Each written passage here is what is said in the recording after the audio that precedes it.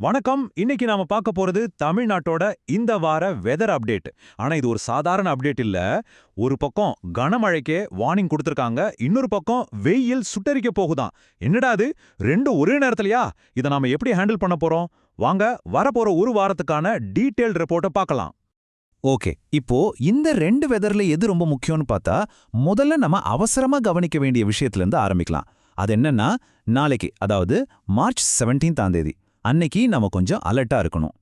ஆமாங்க, குறிப்பா தமிழ்நாடோட தெற்கு மாவட்டங்கள்லயும் மேற்கு மாவட்டங்கள்லயும் இருக்கிற மக்களுக்கு இது ரொம்ப முக்கியமான நியூஸ். நாளைக்கு உங்க பகுதிகளில் கனமழை பெய்யும்னு வார்னிங் கொடுத்துருக்காங்க. சரி, திடீர்னு ஏன் இப்படி ஒரு கனமழை வரப்போகுது?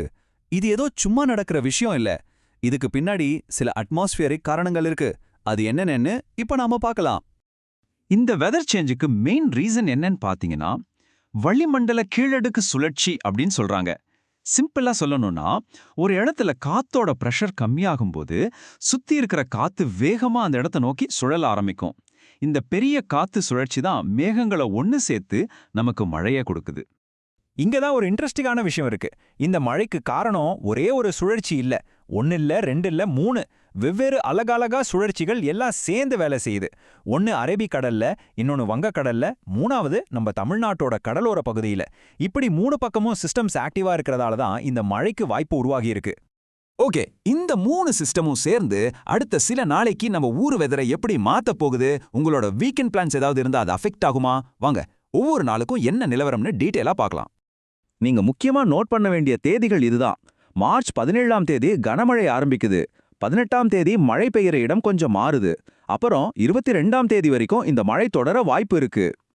நாளைக்கு, அதாவது மார்ச் 17ஆம் தேதி மேற்கு தொடர்ச்சி மலையை ஒட்டி இருக்கிற மாவட்டங்கள்லயும் தென் தமிழகத்திலையும் இடி மின்னலோட மிதமான மழை பெய்யும். ஆனா மத்த மாவட்டங்கள், புதுச்சேரி, காரைக்கால் பகுதிகளில் பெரும்பாலும் ட்ரை வெதரா தான் இருக்கும். அடுத்த நாள் மார்ச் 18ஆம் தேதியை பார்த்தீங்கன்னா மழையோட ஃபோக்கஸ் கொஞ்சம் ஷிஃப்ட் ஆகுது. டெல்டா மாவட்டங்கள் அப்புறம் அதை சுற்றி இருக்கிற இடங்களுக்கு மழை பெய்யும். சில இடங்கள்ல மிதமான மழை இருக்கும். ஆனால் அப்பவும் பல மாவட்டங்களில் ட்ரை வெதர் தான் கண்டினியூ ஆகும்.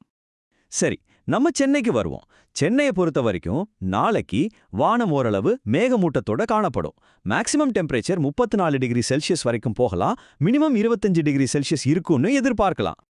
இவ்வளவு நேரம் மழையை பத்தி பார்த்துட்டோம். ஆனா கதை இத்தோட முடியல. இதுக்கு இன்னொரு பக்கம் இருக்கு. தமிழ்நாடு ஒரே டைம்ல மழையும் கொளுத்துற வெயிலையும் எப்படி ஃபேஸ் பண்ணுதுன்னு இப்ப பார்க்கலாம். இங்க பாத்தீங்கன்னா தெரியும், தமிழ்நாட்டோட வெதருக்கு இப்போ ஒரு ஸ்பிளிட் பர்சனாலிட்டி மாதிரி இருக்கு. ஒரு பக்கம் நல்ல கூலிங்கா மழை, இன்னொரு பக்கம் காஞ்சி போன சூடான காத்து. அதாவது ஸ்டேட்டோட ஒரு பகுதியில மக்கள் கொடை பிடிச்சிட்டு இருக்காங்க, இன்னொரு பக்கம் வெயில் தாங்க முடியாம தவிக்கிறாங்க. குறிப்பா மழை இல்லாத ட்ரையா இருக்கிற மாவட்டங்கள்ல அங்க நார்மல் டெம்பரேச்சரை விட 2ல இருந்து 3 டிகிரி செல்சியஸ் வரைக்கும் வெப்பநிலை அதிகமா இருக்கும்னு சொல்றாங்க. முக்கியமா காலையில 11 மணிலிருந்து சாயங்காலம் 4 மணி வரைக்கும் இந்த சூடு ரொம்ப அதிகமா தெரியும். ஜாக்கிரதை. சரி, ஒரு பக்கம் மழை, இன்னொரு பக்கம் வெயில்னா நம்ம என்னதான் பண்றது? இதுக்கு சில முக்கியமான அட்வைஸ் இருக்கு, அதையும் பார்த்துடலாம். இப்படி ஒரு மிக்ஸ்டான வெதர் கண்டிஷன் இருக்கும்போதே நாம என்னென்ன விஷயங்கள்ல கவனமா இருக்கணும்? வானிலை மையம் 2 விஷயத்த ரொம்ப தெளிவா சொல்லியிருக்காங்க. ஒன்னு, வெயில் அதிகமா இருக்கிற இடங்கள்ல முடிஞ்ச வரைக்கும் வெளியில போறத அவாய்ட் பண்ணுங்க. ரொம்ப முக்கியமான தேவை இருந்தா மட்டும் வெளியே போங்க. 2வது, மீனவ நண்பர்களுக்கு ஒரு குட் நியூஸ். நாளைக்கு நீங்க எந்த கவலையும் இல்லாம கடலுக்கு போகலாம். உங்களுக்கு எந்த வார்னிங்கும் இல்ல. வானிலை அதிகாரிகளும் இதையே தான் திரும்பவும் சொல்றாங்க. அவங்க கொடுத்த ஸ்டேட்மெண்ட் என்னன்னா, கடலோர மாவட்டங்கள்ல மழையோட தாக்கம் கண்டினியூ ஆகும். ஆனா மற்ற பெரும்பாலான மாவட்டங்கள்ல ட்ரை வெதர் தான் இருக்கும். ஸோ இந்த 2 விதமான வானிலைக்கும் நாம ரெடியா இருக்கணும். கடைசியா ஒரு முக்கியமான கேள்வி. இப்பவே இப்படி இருக்கு, இது வெறும் மார்ச் மாசம்தான்.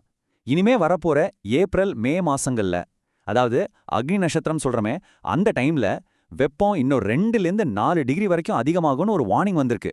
இந்த ட்ரெய்லரே இப்படி இருக்குன்னா மெயின் பிக்சர் எப்படி இருக்கும்? வரப்போற உண்மையான கோடைக்காலத்தை சமாளிக்க நாம எந்த அளவுக்கு தயாரா இருக்கோம்? யோசிச்சு பாருங்க.